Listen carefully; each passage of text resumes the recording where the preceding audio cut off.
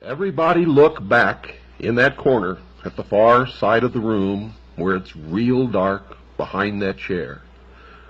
I'm going to turn on a very, very bright light, and I want you all to watch the cockroaches scatter. For tonight, I'm going to read verbatim to you from a book that we found in a dusty shelf far back in the rear of a used bookstore that proves beyond any shadow of a doubt that what I've been revealing to you in the many segments of the series entitled The Mystery Schools on this program, The Hour of the Time, has been not only true, but right on target, and the first time that this information has ever been exposed in its entirety to the people of the world. Now, you had better go to the used bookstores in your cities, and you'd better get there before the cockroaches get there, because I tell you now, they know that we are searching for proof and that we are digging for the evidence that we will use in the future to hang them by their own rope. You need to get there first and buy any and every book that is concerned with any and every secret society, mystery, religion, or cult that you can find. If you don't understand them, and if you don't want to use them to help us expose these people, then send those books to us, because we will put them to the best use. I'm holding in my hand an old, faded, what used to be red hardbacked covered book. It's almost orange now because it's faded with age, entitled Fundamental Laws, 68th Convocation. On the front of the cover is some of the symbology of the mystery schools. There is a rope representing the snake eating its own tail, also known as the magic circle. Within this magic circle, there is a triangle, actually 3 triangles, one within the other. Within the triangles, there's the symbol of the skull and bones. There is the symbol of wings around the world. There's the symbol of the ark, the anchor, and the 3 letters TRY beneath the 3 triangles. This is the verbatim written report published in 1916, ladies and gentlemen, that I'm going to read to you from. Fundamental Laws, a report of the 68th Convocation of the Rose Cross Order, giving a resume of the proceedings of the convocation, together with most of the lectures that were delivered during this time of the convocation by the several delegates present.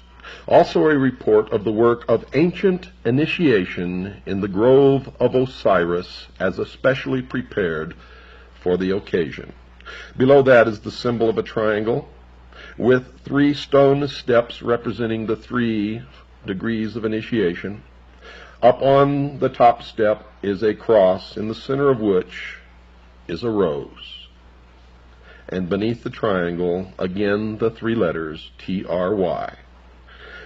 This is copyrighted 1916, published by the Philosophical Publishing Company, Allentown, Pennsylvania, for the members of the Rose Cross Order. On the next page is a roll of honor. One of the names here stands out and almost knocked me over when I saw it, for the name is Lars Hansen.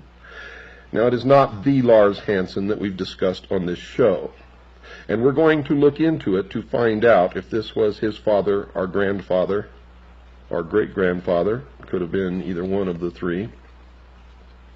But we will find out, believe me. We know that Lars Hansen's parents were members of the mystery school, and in particular, the Metternich-Stell group, where Lars Hansen was reared. In explanation of the contents of this book, and I'm reading verbatim from the introduction in explanation, in explanation of the contents of this book, it is to be stated that these articles do not give the inner work of the Rose Cross Order, but simply the outer, the public teachings. Now, you'll remember in the Mystery School series, I taught you about the exoteric and the esoteric. What you're going to get in this book, because they never publish the esoteric anywhere, it's always hidden in symbology, but there are incredible admissions in this book that you will hear in the exoteric. Reading again, verbatim. The Illuminati and its soul science work may be called the child of the Rose-Cross Order. Years ago it was found that where there was one person who desired to follow the work with heart and soul, in other words, who was willing to live the life as taught by the order, there were 100 others who desired teachings from the order, but who were not willing to dedicate their lives to the sublime work. Now I break from this for a moment to remind you that I have previously stated that the Fraternity of Freemasons, the Ancient Order of the Rose and Cross, the Sovereign and Military Order of the Knights of Malta, the Knights Templars, the Mormon Church, all of these, the Illuminati, the Order, the Skull and Bones, are all the same organization. And what you have just heard is the first admission of that fact, and you are going to hear more as I progress. And remember, I'm reading this right out of their own publication, a hard-bound book published by the Philosophical Society in Allentown, Pennsylvania, specifically for the Rose-Cross Order. Continuing. These thousands had to be taken care of, and as a result, the Illuminati and its soul science work was born. When in April, now that's April of 1916, folks, April of 1916, remember that. When in April the order went forth to the brethren that a sacred convocation was to be held, all delegates were requested to prepare articles on soul science so that regular lecture sessions could be held. The lectures that follow are the result. All these lectures were given in open session and are to be considered as soul science work, though in entire harmony with the teachings of the Rose-Cross Order. The work of the Rose-Cross Order as given to its students can never be published. It is a secret, sacred work between teacher and student. Let me read that again for you. It is a secret, sacred work between teacher and student. It is a soul training, an inner initiation, and such work continues until the student has reached initiation, after which he is called upon to attend a convocation, and at which time the degree work is conferred upon him. But the inner work always precedes the outer work, as the outer work is only a bond binding together the brotherhood. Thus a word in explanation. Many, having heard of the great order and its work, and actually knowing nothing of its inner work, have ignorantly or with fraudulent intent established so-called Rose-Cross bodies. And these bodies, knowing nothing of the true work of the Rose-Cross, have nothing but a ritualistic initiatory rite or degree work. We would refer all seekers to authorities on the Rose-Cross and on initiation, and they will then find that the true Rose-Cross is actually a school of spirituality with a degree ceremonial initiation as the climax. And this is signed by the Hierophant of the Order. In the preface, early in the summer, instructions were received from the hierarchies to call the inner circle of the Rose-Cross Order into session, and thus to fitly celebrate the 68th year of the Rose-Cross Order in America. Orders were immediately issued to those who have the privilege of attending this convocation, and on June the 1st, 1916, the convocation was called to order and the preliminary lectures were started. At this convocation, all delegates were instructed to prepare and to deliver articles which should have a bearing on the conditions of the present day and which should be the means of helping humanity. However, because of the limited amount of time at the disposal of those who could attend, only a few were enabled to prepare such lectures, with the results that there were not as many lectures delivered as might have been had the delegates had more time at their disposal. But even so, there were from 2 to 3 lectures each day, and most of these lectures will be found in this present volume, though many of the lectures cannot be given in book form, as they were only delivered as from teacher to those of the inner circle.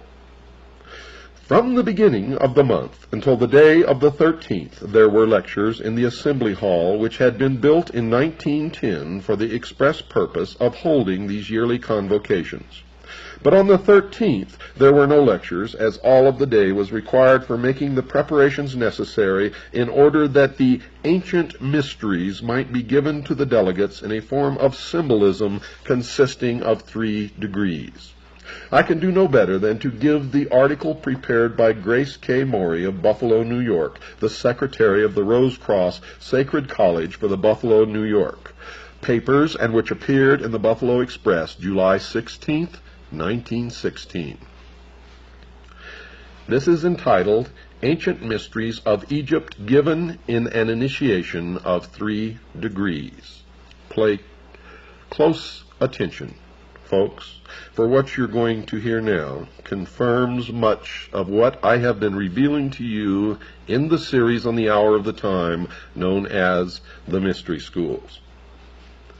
Quoting from the book once again, under the authority of the Rose Cross Order founded in America in 1858, prominent delegates of the order were gathered in the most remarkable conclave held during the last 5,000 years, the publication of whose records now opens to the world the connection of Egypt in her ages of true religion, power, and glory with the mystic seal of the United States, whose heraldic symbolism declaring the mighty destiny of America has until now only been known to a limited number. Not anymore. At Beverly Hall, in the beautiful Tohickon Valley, about 4 miles from the town of Quakertown, men and women of all ranks of life and from all parts of the world, high masons and members of the Eastern Star, physicians, teachers, authors, and members of all denominations, inclusive of the Hebrew, all these assembled at the call of the Grand Master of the Rose Cross Order for the 68th Convocation. And that should silence the cockroaches who are now scurrying from the light, who say that they are not all one order. They are known as the Brotherhood, the Order, the Ancient Order of the Rose and Cross, the Fraternity of Freemasons, and, of course, those of you who have been listening know the rest. Reading again from the book, some years ago, R. Swinburne Clymer, author of The Philosophy of Fire, Ancient Mystic Oriental Masonry, The Rosicrucians, Their Teachings, Mysteries of Osiris, Soul Science and Immortality, and over 30 other works, bought a mountainous tract of land, and on this was built, quote, Beverly Hall, unquote, an assembly hall, press rooms, and libraries and chemical laboratory, which, surrounded by orchards, vineyards, and rose gardens, set in terraced lawns, presents with its collie kennels and poultry plants a splendid combination of the beautiful and the practical. To this has been added the mystic, for in a secluded and wooded tract of 50 acres of this land, an artificial lake was made from a mountain stream, a throne room erected, and other improvements made which would be needed for the initiation of neophytes in the Egyptian mysteries. The convocation was called to order on June 1st in the Assembly Hall, built over 5 years ago for that purpose, and the delivery of a series of lectures upon practical as well as mystical subjects began and continued until the close of the convocation.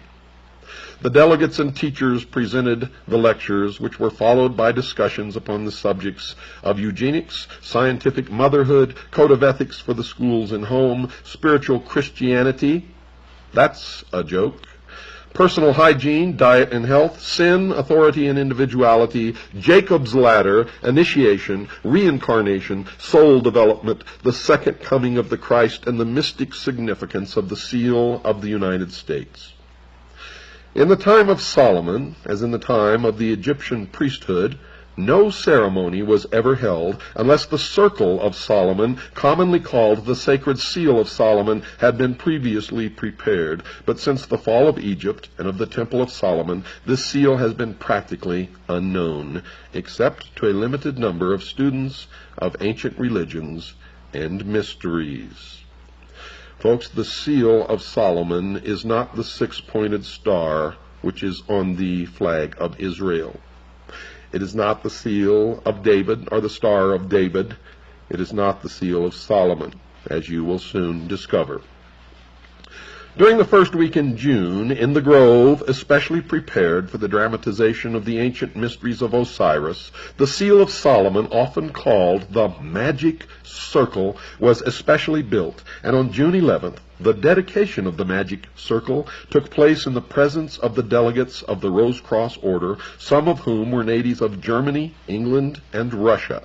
This was in accordance with the system as practiced by the ancient priests of Egypt and the Sanhedrin of the Temple of Solomon. On the night of June 13th, the first session of the class, including those of the order taking part in the initiation, assembled in the grove of Osiris, which was illuminated by electricity from a central powerhouse especially prepared for the purpose and the initiation of the ancient mysteries of Egypt in 3 degrees and 6 scenes. All students of the ancient mysteries and religions know that in the Temple of Solomon there were 3 courts. The outer court for the people being composed of 700 selected teachers and leaders. These were members of the first degree, Illuminati called also seekers, travelers, or soldiers. The middle court, or members of the second degree, were 70 in number and were supposed to be in the hall of meditation and acted as mediators between the people and the inner sanctuary. Above all was the inner court, or circle of the 7 priests and the master or high priest, who were the teachers between God and man, mediators between the seen and the unseen. In the Egyptian mysteries, the first court was made up of the royal youth of Egypt, and such students from foreign countries as desired to enter the temple and priesthood, and these during probation were often known as, quote, soldiers of the priesthood, unquote, as it was their duty while undergoing the preliminary training and tests to guard the priesthood and its work even to the death. The second class, corresponding to a second degree, were those who had passed this test, and who were in the hall of meditation and purification in preparation for the first vows and the dedication of the body, mind, soul, and spirit to God and the service of mankind. The third class, called the third degree, were those who had passed with credit the tests of the first degree, the purification of the second, as well as the various stages of development required of all students in the halls of meditation. In the royal third degree, which took place in the temple, the neophyte received the final instruction. After this came the final test in the beautiful ceremony of the death of the old life, the giving up of the body and its temptations, and the raising of the slain Osiris, our spiritual body, by his faithful spouse Isis, the soul, with the final illumination. On the 15th of June, the first section of the representatives left Beverly Hall for their respective homes, and the second section began to arrive for the preparatory lectures, and on the 19th of June, the ceremonies were repeated so that all might witness the initiation and take part in it so as to become members. So far as can be learned, either through travel or history, never before since the fall of Egypt and its priesthood and the fall of the Temple of Solomon has there ever been a grove, a lake to represent the Nile, a magic circle, or a temple prepared, nor is it believed that anywhere in the world does there today exist such a circle. Nearest to this, however, is Stonehenge of the Druids of Britain, to which their descendants travel each year at a certain time to greet the sun and renew their vows. This is the first time, therefore, in 5,000 years that any order has attempted to build up this sacred emblem under the stately oak so that people of modern civilization might witness the beauties of the life and religion of the ancient people whose teachings of individual soul development made the glory of Egypt, the lost dreams of all Israel, the teachings of the Magi of Persia, all that was true in India, the splendid philosophy of Greece, the magnificence of the early Romans, the basis of of pre-Christian Ireland's great schools, as well as the familiar Holy Grail legends of Britain, Celt, and Gaul.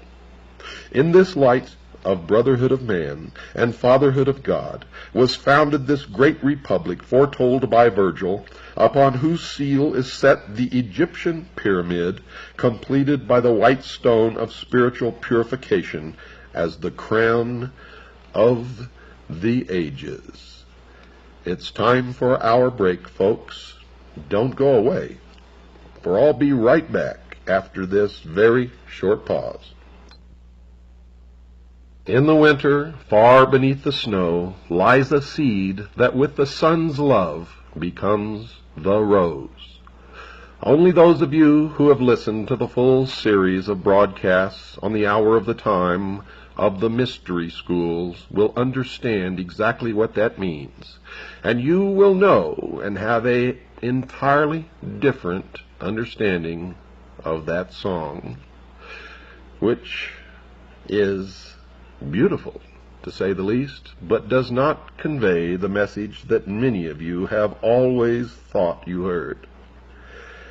You see, the mystery schools speak to each other in symbology, in a symbolic language that they have learned to use over the millennia to hide their real secrets, their real intent, their real work, which has always been from the beginning to reestablish on this earth an ancient government ruled by a council of wise men, a benevolent despotism, a one-world totalitarian socialist government. Don't ever forget that, folks. If you love being free, the New World Order utopia is not for you. And it certainly is not for me.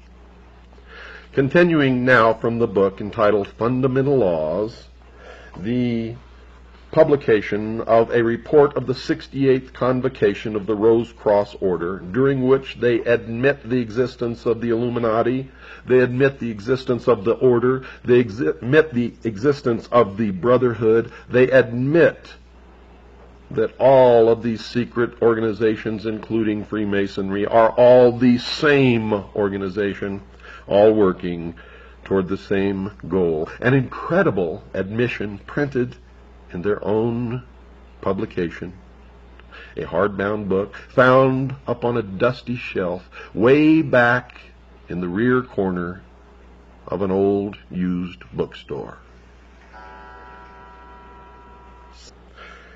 Quoting again from the book, the American constellation of 13 stars, set in the form of a double triangle, was foretold by Merlin of King Arthur's court, and the philosophy of the Holy Grail and of Egypt's glory and Solomon's temple has been the day star of every great American statesman from Washington to Abraham Lincoln.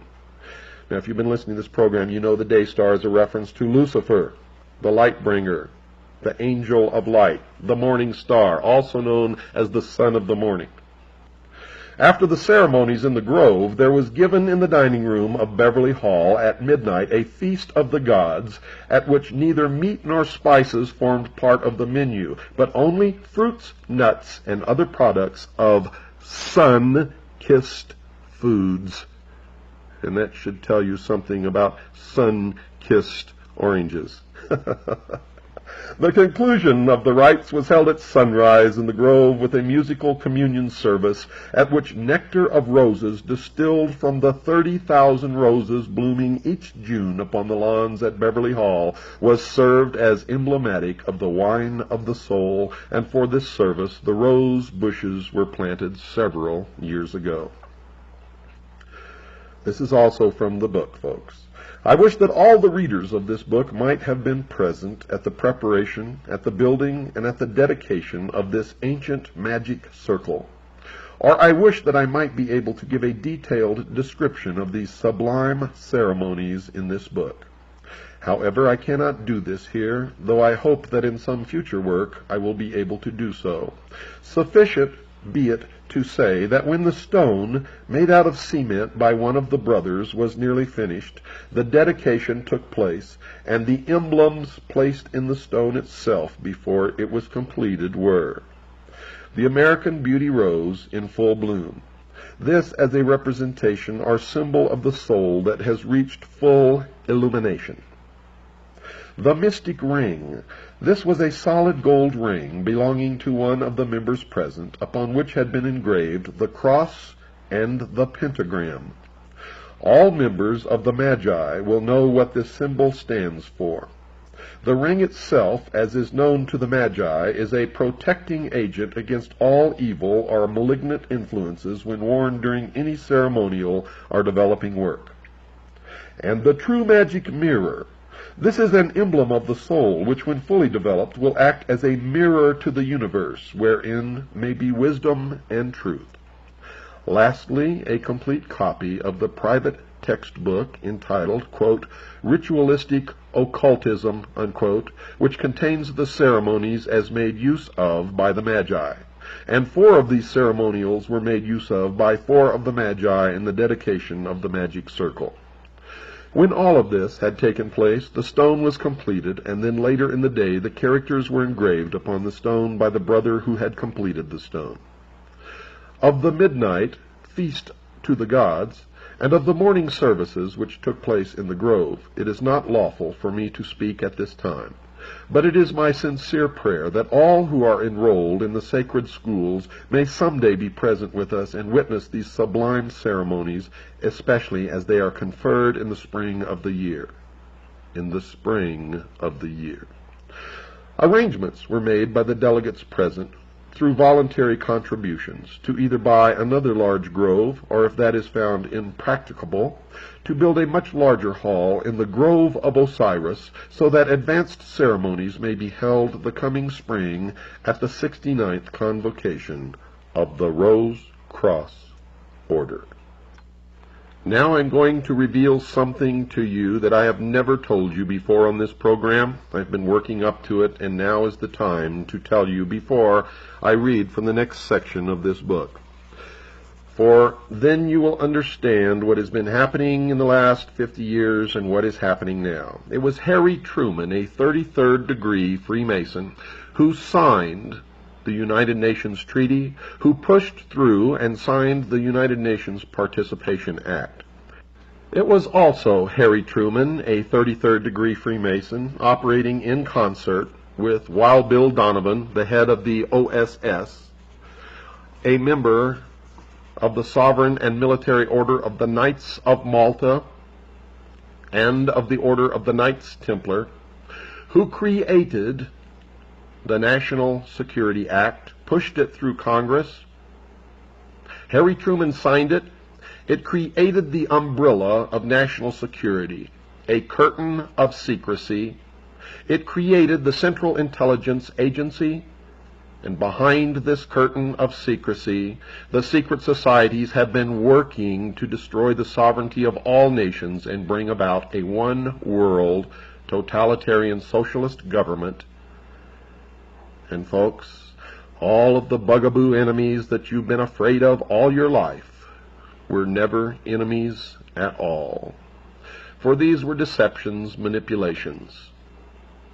The only enemy, folks, that the people of the world have ever had is right here in this country, down at the corner in your town, in the temple that has no windows. And now, reading again from the book, the report from the 68th Convocation of the Order of the Rose Cross. Introduction to the Great Seal. It is rather a strange and an unknown thing for one to write an introduction to a single chapter appearing in a book, but the conditions are so unusual as to warrant it. More than a year ago, Grace K. Morey, the author of the article, The Great Seal of the United States and Its Mystic Significance, prepared a sketch for a short primer of the Illuminati teachings. And in this sketch, as will be shown by the drawings, it was brought out that man is not only a threefold being, but that he is actually a fourfold being as well. In short, that when he has succeeded in reaching soul illumination, he is the completed pyramid or true triangle. If the student will give serious study to the article on the seal of the United States, he will find that on the reverse side of the seal, which is as yet uncut, there is to be found the pyramid, but with the capstone as yet not placed, and thus he will see that the philosophy of the Illuminati is the absolute and undeniable philosophy upon which these United States are founded, as is clearly indicated by our fourfold philosophy, by the drawings representing our philosophy, and by the drawings of the reverse side of the United States seal.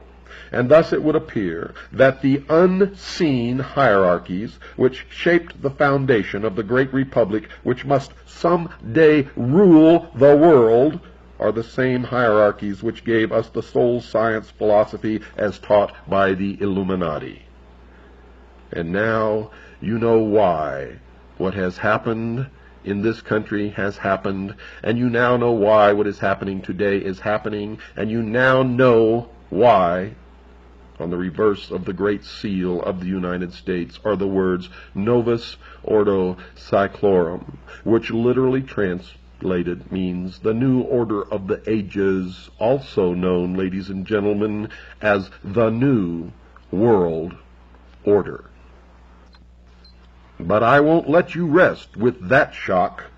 Listen to this, dear listeners.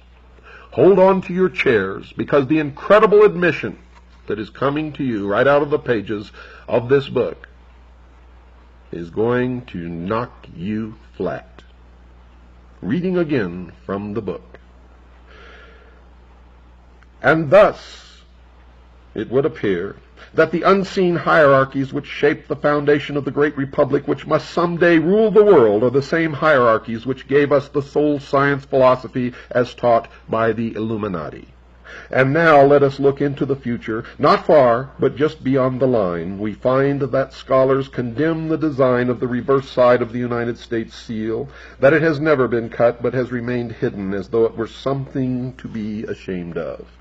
However, though this appears the truth, it is not the truth. The reason why it has never been cut is because the time is not yet, as the capstone has not yet been set. And what is this capstone?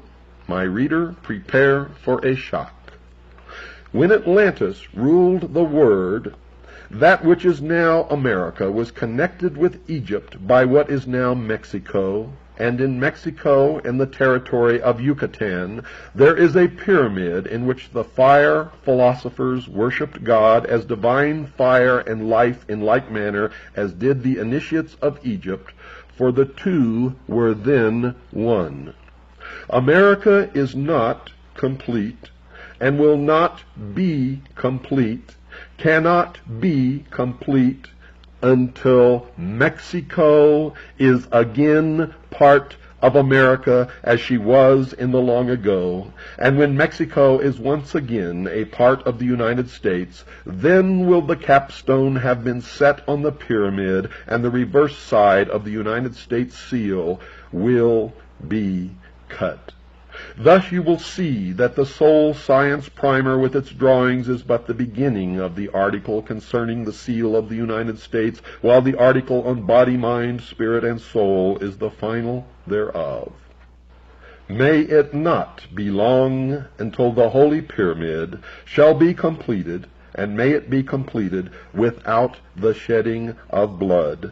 Lovingly given, R. Swinburne Clymer, Beverly Hall, Quakertown, Pennsylvania, July 6th, 1916. And now you know the final truth, ladies and gentlemen.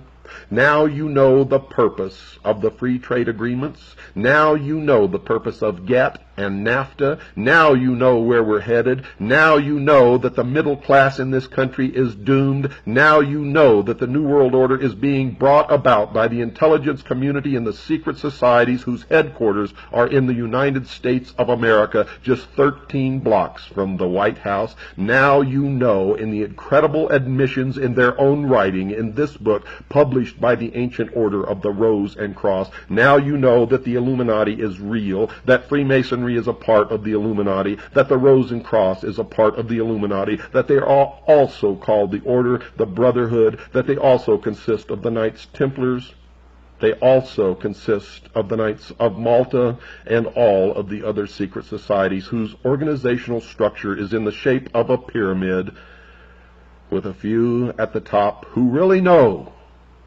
what the great work and the great plan is, and a whole bunch of slathering idiots thirsting after the secrets on the bottom who will never, ever know anything. Are the cockroaches scattering? If this broadcast doesn't do it, nothing will. If this doesn't wake you up, ladies and gentlemen, nothing will. If you don't understand now the 18 hours of the series that I've aired on the Mystery Schools, you will never understand it now or in the future. If you don't know where we're headed now, then you never will. If you are not concerned now, then you have already placed the chains upon your ankles and you have already watched freedom fly. If this broadcast does not do it, nothing will. This is the last voice of freedom. This is the only revelatory media source in the world today. The hour of the time is the only outlet for truth left upon this earth. Ladies and gentlemen, what you have heard tonight is the final parting of the curtain. It is the opening of the last door that was to be opened. It is the final understanding of where we have been, where we are at, and where we are going. It is the light. It is the illumination in the darkest corners. You are looking at the forbidden fruit. You have heard tonight what you were never to hear, what has been forbidden for thousands of years. You now know what the great work is. You now know who is bringing it about. You too can find this book if you search hard enough in the incredible admissions that are contained within it. Will give you the ammunition and the armor to march out here on the battlefield with me and many others who are trying to stop what is coming. Remember what Mr. Swinburne said at the end of his article, and I'll read that to you again. May it not be long until the Holy Pyramid shall be completed, and may it be completed without the shedding of blood.